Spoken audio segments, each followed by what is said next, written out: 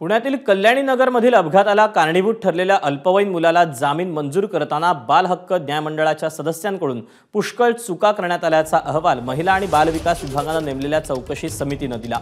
त्यानंतर या सदस्यांना नोटीस बजावण्यात आली असून 4 ते 5 दिवसात स्पष्टीकरण द्यायला सांगण्यात आलेलं आहे।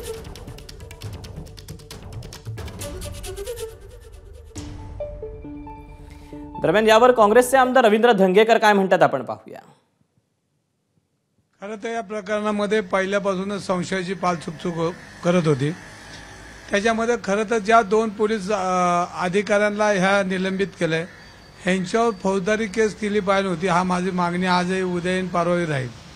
ह्याच्यामध्ये ज्या पद्धतीने हा गुन्हा ज्या पद्धतीने कोर्टापुढे नेला असेल, ससून हॉस्पिटलमध्ये ब्लड चेक करायला नेला असेल, तर ह्याच्यामध्ये गंभीर चुका ह्या पोलीस तपासामध्ये पोलीस अधिकाऱ्यांनी केल्या होत्या आणि खरं तर या दोघांना पहिले अटक करून यांच्यावर खंडणीचा गुन्हा दाखल करावा होता। एबीपी माझा, उघडा डोळे बघा नीट।